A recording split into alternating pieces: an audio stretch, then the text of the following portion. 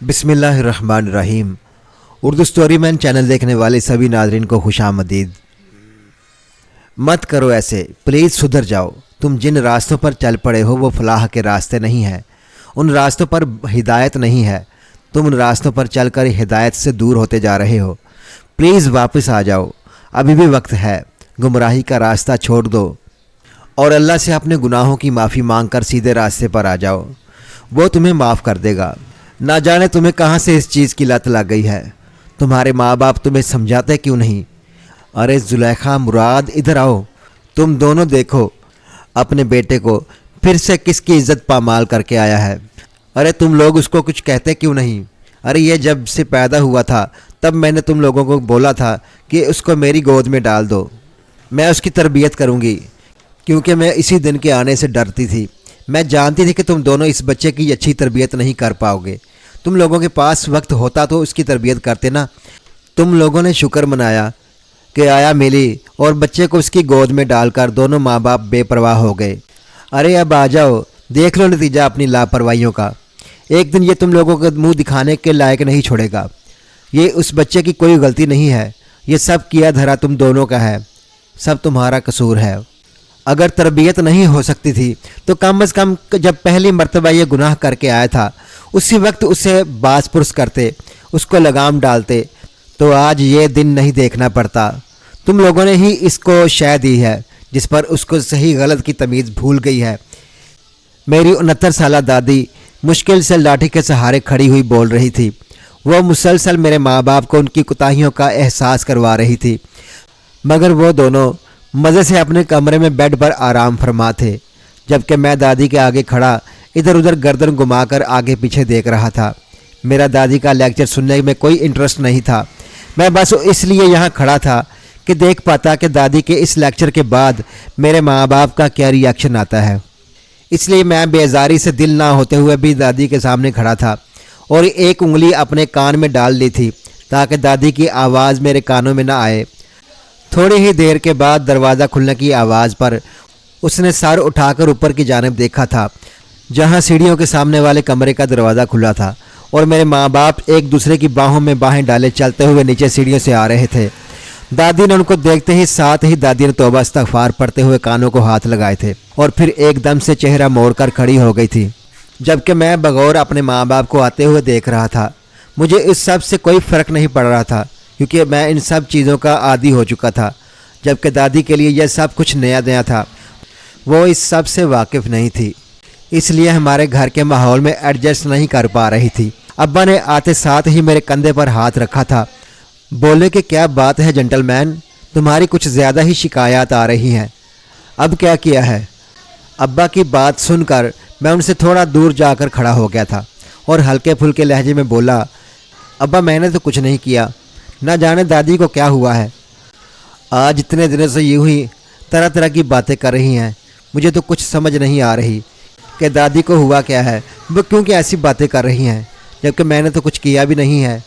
दादी को पता नहीं क्यों मेरे बारे में ऐसी वैसी बातें करने का शौक़ चढ़ा हुआ है।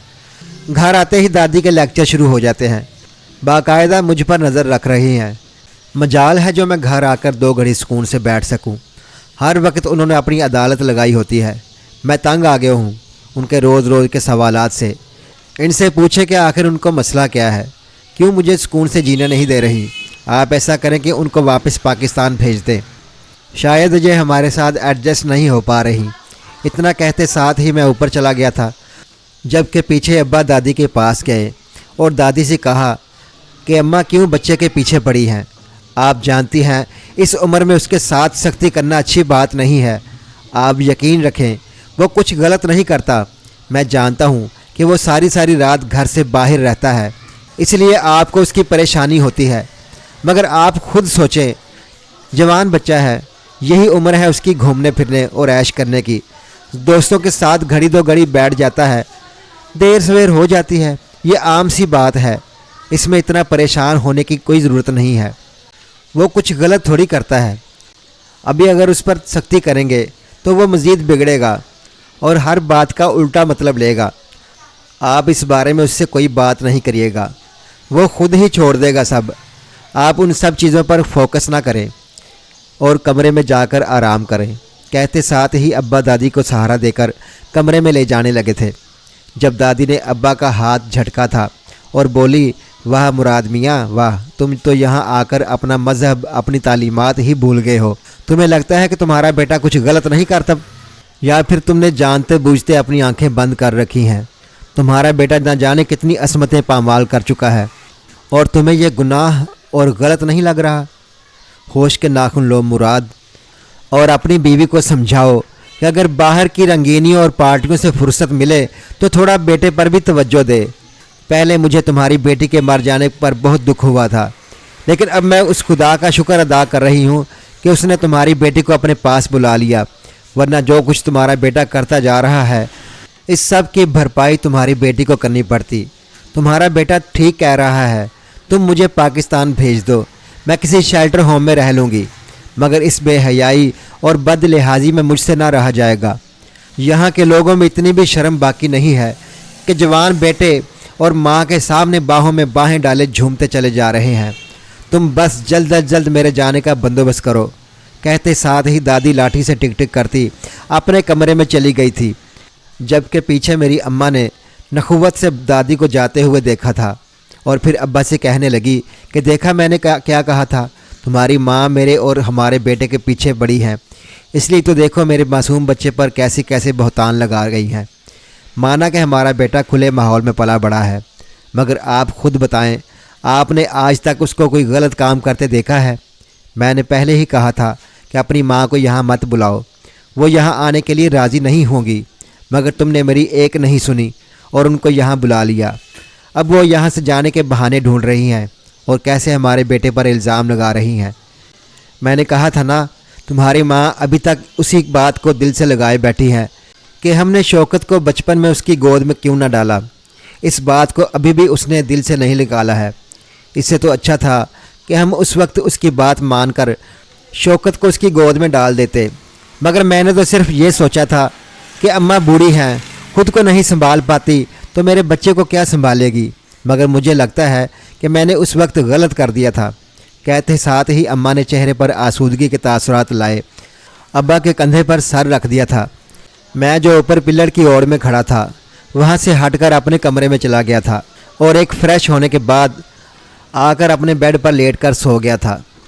میں پورا دن اور پوری رات سوتا رہا تھا، کسی نے بھی مجھے جگایا نہ تھا۔ اگلے دن صبح سویرے ہی میری آنکھ کھل گئی تھی، مجھے شدید بھوک محسوس ہو رہی تھی۔ میں نے ہاتھ منہ دھوئے اور کمرے سے باہر نکلا۔ میرا ارادہ ملازمت سے اچھا ناشتہ بنوا کر کرنے کا تھا۔ ابھی میں سیڑھیوں کے پاس ہی پہنچا تھا جب مجھے نیچے ابا اور دادی جاتے دکھائی دیے۔ ابا نے دادی کو سہارا دے رکھا تھا اور دادی کو کہہ رہے تھے کہ وہ لاہور والے بنگلے میں چلی جائیں، ڈرائیور ایئرپورٹ سے آ کر لے جائے گا، اور وہاں انہوں نے بہت سے ملازموں کا بندوبست کر دیا ہے جو ان کا خیال رکھیں گے۔ میں نے اپنے قدم روک لیے تھے، میں نہیں چاہتا تھا کہ دادی مجھے دیکھیں اور پھر نصیحتیں شروع ہو جائیں۔ باتیں کرتے کرتے وہ دونوں گھر کے داخلی دروازے کی جانب بڑھ گئے تھے۔ ان کے پیچھے دو ملازم تھے جو دادی کا سامان لیے ان کے پیچھے جا رہے تھے۔ ان کے باہر نکلنے کے بعد میں کچن میں آیا اور بولا، مارتھا مجھے جلدی سے اچھا سا بریک فاسٹ بنا دو، مجھے بہت بھوک لگی ہے۔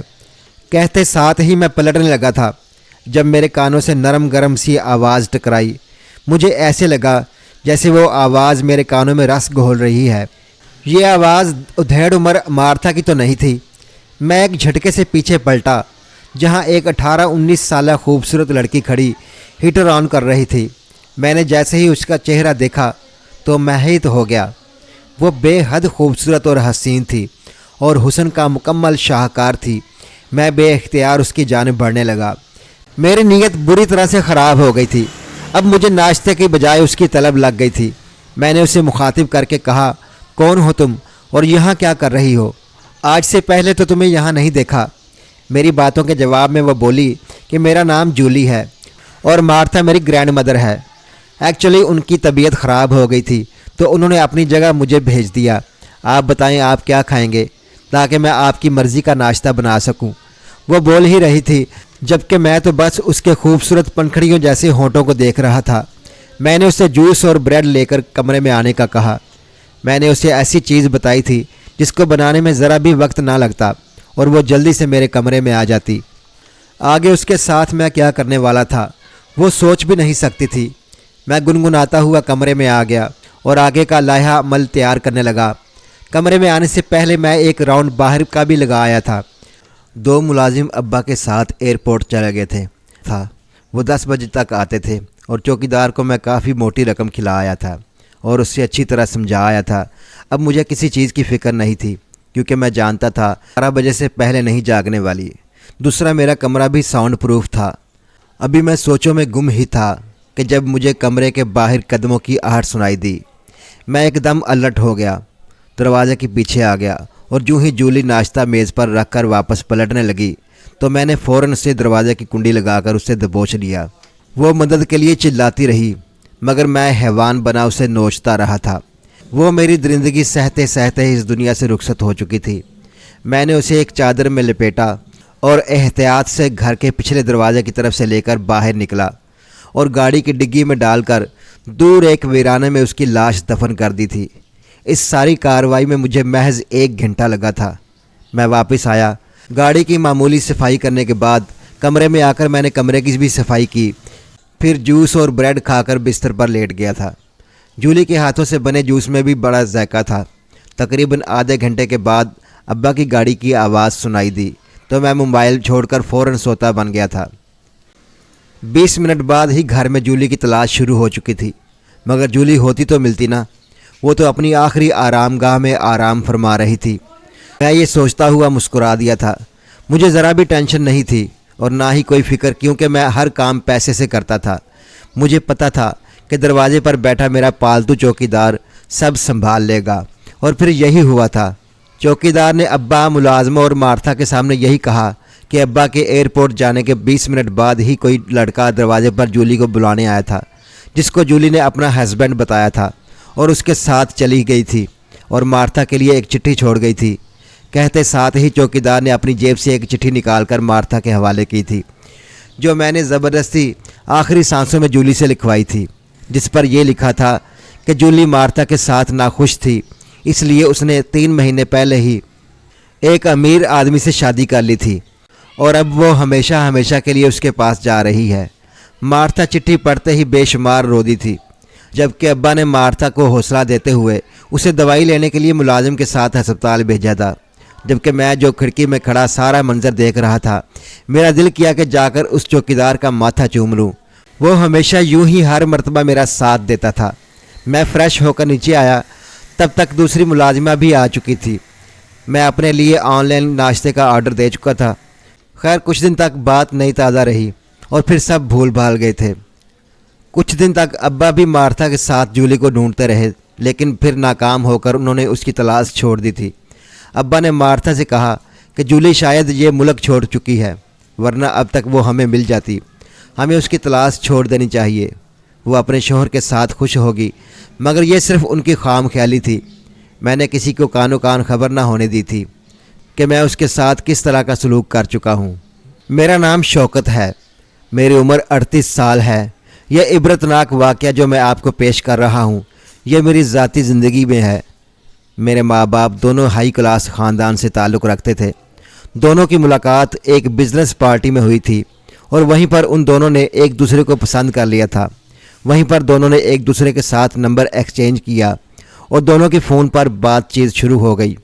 دونوں ہی امیر خاندان کے تھے، مگر میرے ابا بڑے گھر میں رہنے کے باوجود بھی اتنے کھلے ذہن یا کھلے ماحول کے عادی نہیں تھے، کیونکہ میری دادی نے تربیت کے معاملے میں اولاد پر بڑی سختی رکھی تھی اور ان کو ذرا بھی ادھر ادھر بھٹکنے نہ دیا تھا۔ دادی کو جب ابا کی کسی لڑکی کے ساتھ فون پر رابطے اور بات چیت کی خبر ہوئی تو دادی نے فوراً سے ابا کی لگام ڈالنے کا سوچا اور پھر اپنی سوچ کو عملی جامہ پہناتے ہوئے ابا کی شادی اپنی بھانجی سے طے کر دی تھی۔ ابا نے اس چیز پر بے حد احتجاج کیا تھا، مگر پھر ماں کے سامنے کچھ بول نہ پائے تھے۔ دادی کے سامنے ابا کی ایک نہ چلی تھی۔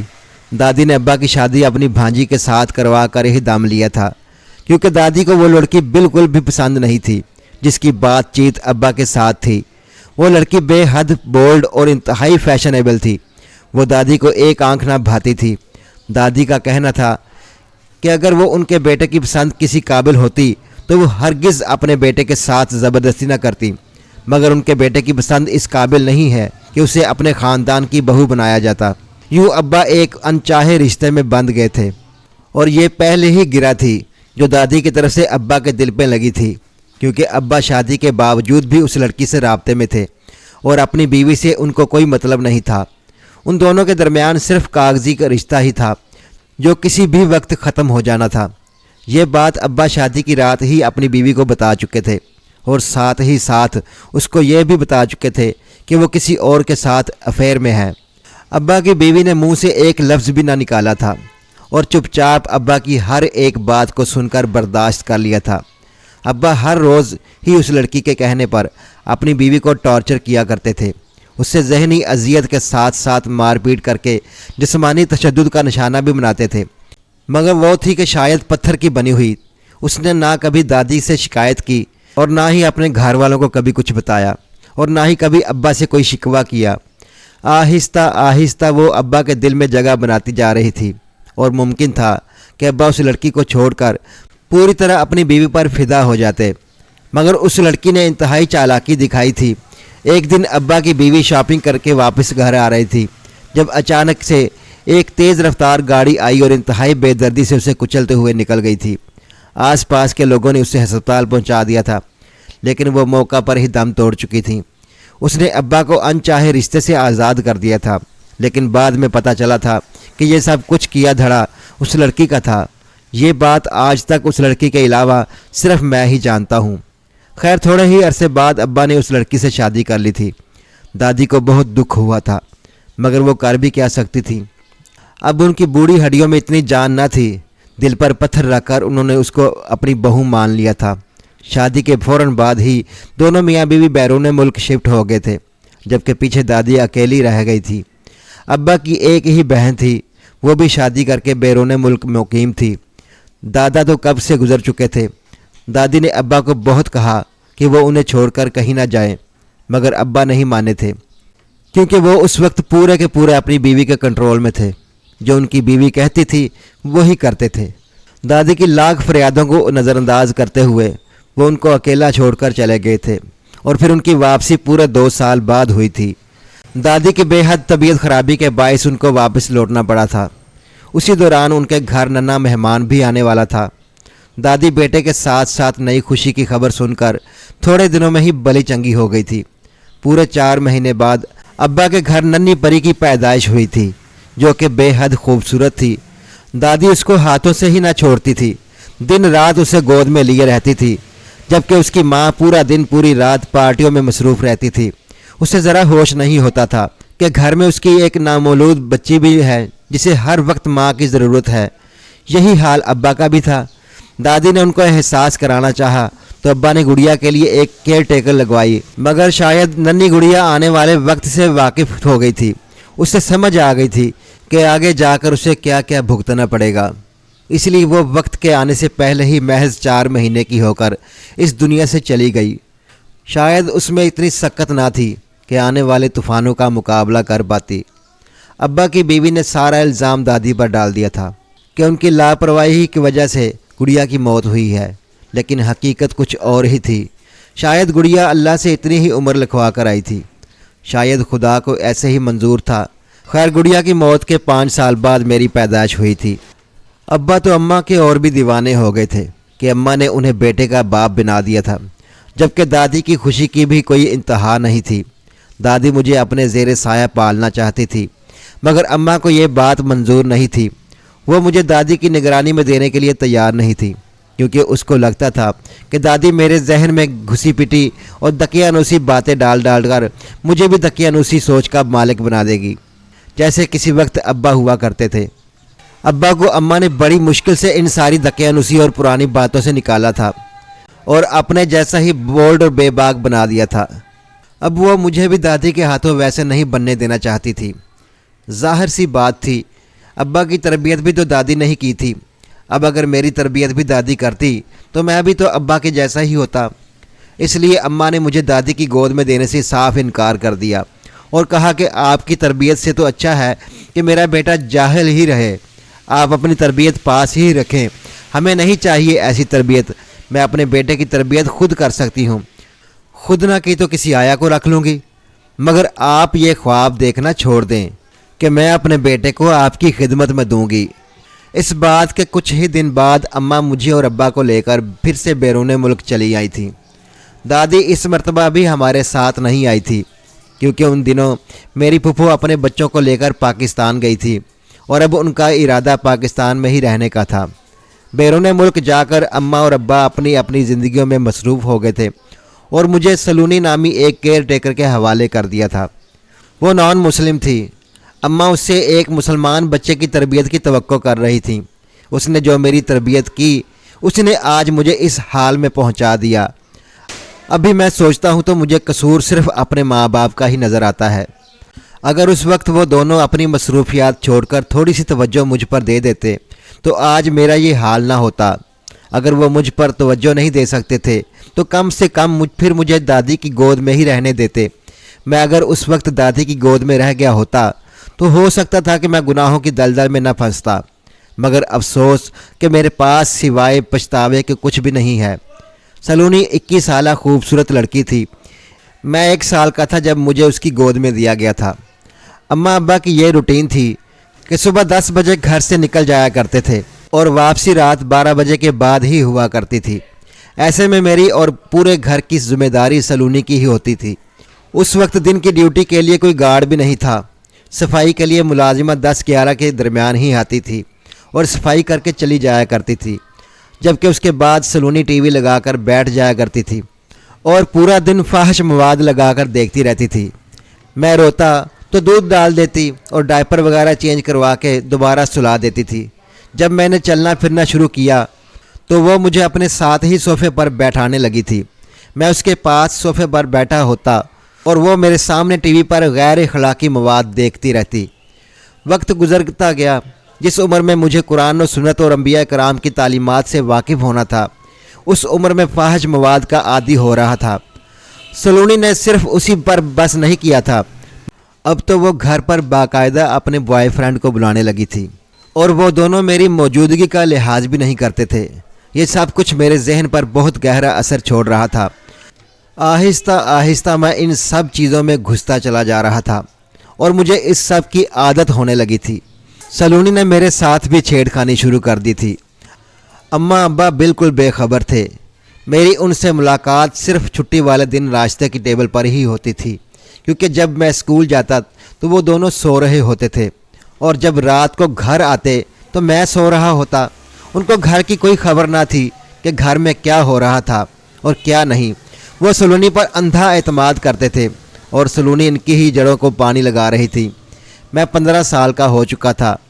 اب ان سب چیزوں اور سب چیزوں کا مطلب بھی بخوبی سمجھنے لگا تھا۔ ان دنوں دادی آئی ہوئی تھیں۔ سلونی 2 مہینے پہلے کام چھوڑ کر جا چکی تھی، لیکن مجھے جس چیز کا عادی کر گئی تھی وہ مجھے کسی طور سکون نہ لینے دے رہا تھا۔ مجھے سلونی کی بہت یاد آتی تھی۔ میں اس سے ملنا چاہتا تھا، مگر وہ نہ جانے کہاں جا چکی تھی۔ وہ میری عادتیں اور میرا ذہن اس قدر خراب کر گئی تھی کہ میں نے محض 15 سال کی عمر میں ایک 12 سال کی بچی کے ساتھ غلط کاری کی تھی۔ اس دن میں گھر آیا تو دادی فوراً ہی میرے رنگ ڈنگ دیکھ کر پہچان گئی تھی کہ میں کچھ غلط کر کے آ رہا ہوں، مگر اماں نے مجھے 1 منٹ کے لیے بھی نیچے نہ لگنے دیا تھا اور نہ ہی مجھے دادی کے سامنے بیٹھنے دیا۔ اس دن دادی کی روانگی تھی اور ان کے روانہ ہونے تک اماں نے مجھے کمرے میں ہی بند کر رکھا تھا۔ ان کے جانے کے بعد اماں اور ابا دونوں میرے پاس آئے تھے۔ تب تک میں خود کو سنبھال چکا تھا۔ ان کے پوچھنے پر میں صاف مکر گیا تھا کہ میں نے ایسا ویسا کوئی کام نہیں کیا اور نہ ہی میں اس بارے میں کچھ جانتا ہوں۔ میں اماں ابا کے سامنے انتہائی شریف بن چکا تھا، مگر وہ نہیں جانتے تھے کہ یہ شریف اندر سے کس قدر گھٹیا شخص تھا۔ اماں ابا کو میری بات کا یقین آ گیا تھا اور انہوں نے مزید مجھ سے کوئی سوال نہ کیا تھا۔ میرے ماں باپ مجھ پر اعتبار کرتے تھے، وہی اعتبار جو ان کو سلونی پر تھا۔ اسی اعتبار نے سلونی کو شے دی تھی اور اسی اعتبار نے مجھے بھی شے دی تھی، اور پھر اس کے بعد میں گناہوں کی دلدل میں گھستا چلا گیا۔ 18 سال کی عمر میں میری آدھا درجن سے زیادہ گرل فرینڈ تھی جو میرے ایک اشارے پر میرے سامنے بچھی چلی جاتی تھی، مگر میں نے ان کے علاوہ بھی کئی شکار بنا رکھے تھے۔ مجھے جب بھی موقع ملتا میں کسی نہ کسی لڑکے کے ساتھ غلط کاری کرتا تھا اور اس پر مجھے ذرا بھی شرمندگی نہیں ہوتی تھی، اور نہ ہی مجھے اس چیز کا احساس ہوتا تھا کہ میں کتنا بڑا گناہ کر رہا ہوں۔ احساس ہوتا بھی کیسے؟ کسی نے احساس کرایا ہوتا تو ہوتا مجھے تو کبھی کسی نے حرام حلال کا فرق ہی نہیں سمجھایا تھا۔ کسی نے نہیں بتایا تھا کہ کیا غلط ہے اور کیا صحیح۔ کوئی بتانے والا نہیں تھا کہ ثواب کیا ہے، گناہ کیا ہے۔ میں تو صرف نام کا ہی مسلمان تھا۔ 1 سال تک پاکستان رہا تھا۔ وہ شروع کا ہی 1 سال تھا جب دادی کے منہ سے تلاوت سنتا رہتا تھا، ان کو نماز پڑھتے دیکھتا رہتا تھا۔ مجھے پہلا کلمہ بھی شاید دادی نے ہی سکھایا ہوگا۔ اس کے بعد تو نہ کبھی میں نے کلمہ پڑھا اور نہ ہی قرآن، نماز اور روزے کی ڈیفینیشن بھی مجھے دور دور تک پتہ نہ تھا۔ تو پھر میں کیسے حرام اور حلال میں فرق کر پاتا؟ میں تو وہی کر رہا تھا جو میں بچپن سے دیکھتا آ رہا تھا، اسی راستے پر چل پڑا تھا جس پر مجھے بچپن سے چلایا جا رہا تھا۔ خیر وقت گزرتا گیا۔ جولی والا واقعہ ہونے کے بعد جب دادی پاکستان پہنچی تو بالکل بستر سے ہی لگ کر رہ گئی تھی۔ وہ مجھے ایک نظر دیکھتے ہی میرے اندر کا سارا حال جان گئی تھی کہ میں کتنے پانی میں ہوں۔ انہوں نے مجھے شرم دلانی چاہی تھی، مگر مجھ میں شرم ہوتی تو مجھے آتی۔ میں تو کب کا شرم بیچ کر چھولے کھا چکا تھا، مجھے کہاں شرم آنی تھی۔ دادی کو شاید اسی بات کا غم کھائے جا رہا تھا کہ میں کس راستے کی طرف چل پڑا ہوں۔ وہ پاکستان پہنچتے ہی بستر سے لگ گئی تھی۔ کچھ ہی دنوں کے بعد ملازم نے ہمیں ان کی رحلت کی خبر سنائی تھی، جسے سن کر ابا بے حد اداس ہو گئے تھے۔ اماں کا دل تو نہیں تھا جانے کا، مگر دنیا داری بھی تو رکھنی تھی۔ یوں میں نے 25 سال بعد پاکستان کی سرزمین پر قدم رکھا تھا۔ دادی کی تجہیز و تکفین سے فارغ ہو کر اماں نے فوراً لوٹنا چاہا تھا، مگر ابا اب بھی کچھ عرصہ رکنا چاہتے تھے، تو مجبوراً اماں کو بھی رکنا پڑا۔ میں بھی پاکستان کی سیر کرنے میں مشغول ہو گیا تھا، کبھی ایک جگہ ہوتا تو کبھی دوسری جگہ۔ اماں ابا دادی کی 40ویں کے بعد چلے گئے تھے، جبکہ میں نے کچھ عرصہ اور رکنے کی فرمائش کی تھی، جس پر مجھے آسانی سے اجازت مل گئی تھی۔ ان کو لگتا تھا کہ میں یہاں سیر سپاٹے کے لیے رکا ہوا ہوں۔ مجھے پاکستان کی خوبصورتی پسند آ گئی تھی، مگر وہ اصل بات سے ناآشنا تھے۔ ہاں یہ سچ تھا کہ مجھے پاکستان کی خوبصورت پسند آ گئی تھی، مگر صرف جگہ کی نہیں بلکہ یہاں کی لڑکیوں کی، جو مجھے دن رات پاگل کیے ہوئے تھی۔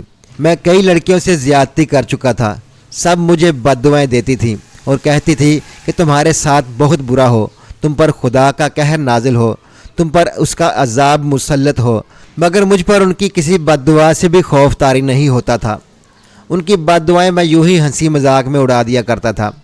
ایک دن رات کا وقت تھا، میں باہر کا چکر لگا کر واپس گھر جا رہا تھا، جب مجھے ایک لڑکی نظر آئی جو مکمل سیاہ عبائے میں تھی۔ اس کا چہرہ اور ہاتھ پاؤں تک سب کچھ ڈھکا ہوا تھا، وہ انتہائی پردے دار تھی۔ وہ سڑک پر پڑی ہوئی تھی۔ میں نے آ کر اسے دیکھا تو وہ بے ہوش تھی۔ میں نے جو ہی اس کا نقاب ہٹایا تو حیران رہ گیا، وہ بلا کی حسین تھی۔ اسے دیکھ کر میرے ہوش اڑ گئے۔ میں نے آج سے پہلے کبھی اتنی خوبصورتی نہیں دیکھی تھی۔ میں اسے گھر لے آیا۔ اتنی دیر میں اس لڑکی کو بھی ہوش آ گیا تھا۔ وہ میرے ارادے جان گئی تھی، اس لیے میرے پیروں میں آ کر گر گئی اور کہنے لگی کہ تمہیں خدا کا واسطہ ہے میرے ساتھ کچھ غلط مت کرو، تم مجھ سے شادی کر لو یا پھر مجھے آزاد کر دو، لیکن میں تمہیں یہ غلط نہیں کرنے دوں گی، پلیز میرے ساتھ ایسا مت کرو۔ وہ روتی ہوئی کہہ رہی تھی، جبکہ مجھ پر اثر نہیں ہو رہا تھا۔ میں اس کی طرف بڑھا تو وہ ایک دم میرے پیروں سے اٹھ کر دور جا کر کھڑی ہو گئی تھی۔ میں قدم قدم چلتا اس کی طرف گیا، مگر اسی لمحے اس نے یا اللہ مدد کی صدا لگائی اور میں جہاں کا تھا وہیں ہو کر رہ گیا۔ مجھے ایسے لگا جیسے کسی نے میرے جسم پر کھولتا ہوا پانی ڈال دیا ہو اور میرے جلد پھٹنے لگی تھی۔ وہ لڑکی مجھے اس حالت میں دیکھتے ہی اللہ کا شکر ادا کرتی وہاں سے بھاگ گئی تھی، جبکہ مجھے ایسا لگا جیسے میری جان ہی نہیں ہے۔ میں بے جان ہو کر ایک طرف گر گیا تھا۔ جب ہوش آیا تو میں ہسپتال کے بیڈ پر تھا، میری جلد پر نشان پڑے ہوئے تھے۔ میں نے اٹھنے کی کوشش کی، لیکن کمر سے نیچے میرے جسم میں جان ہی نہیں تھی کہ میں اٹھ کر بیٹھ پاتا۔ ہاتھوں اور گلے کی جلد جگہ جگہ سے پھٹی ہوئی تھی۔ اتنے میں دروازہ کھلا اور اماں ابا اندر آئے تھے۔ وہ مجھ سے نظریں نہیں ملا پا رہے تھے اور نہ ہی میں اس قابل تھا۔ وہ سب کچھ جان چکے تھے۔ انہوں نے مجھ پر بہت پیسہ لگایا، لیکن ڈاکٹر نے صرف مجھے 10 سے 15 سال کا وقت دیا تھا۔ مجھے ایڈز جیسی جان لیوا اور مہلک بیماری لگ چکی تھی۔ جس کی علامات میرے چہرے کے ساتھ ساتھ ہاتھ پاؤں پر بھی نظر آتی تھیں۔ لوگ مجھے دیکھتے ہی تھوکتے تھے۔ اس کے ساتھ ہی میرا کمر سے نچلا سارے کا سارا حصہ مفلوج ہو چکا تھا، جو اتنے سارے علاج کے بعد بھی ٹھیک نہ ہوا۔ میرے ماں باپ نے مجھ سے تانگ آ کر مجھے ایک ہسپتال میں داخل کرا دیا تھا اور خود واپس چلے گئے۔ میں اب پچھلے 7 سال سے ہسپتال کے بیڈ پر پڑا اپنے گناہوں کی معافی مانگ رہا ہوں۔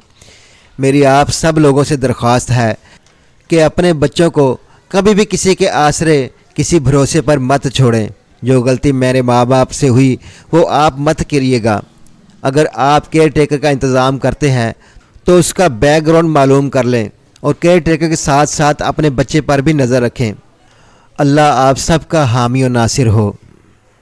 اگر آپ کو یہ کہانی پسند آئی ہے تو ویڈیو کو ضرور لائک کیجئے گا اور اپنے دوستوں کے ساتھ بھی شیئر کیجئے گا۔ اور ہاں، اگر آپ نے ابھی تک ہمارا چینل سبسکرائب نہیں کیا تو ضرور سبسکرائب کریں۔ ملتے ہیں کل ایک اور نئی دلچسپ کہانی کے ساتھ۔ اللہ حافظ، والسلام۔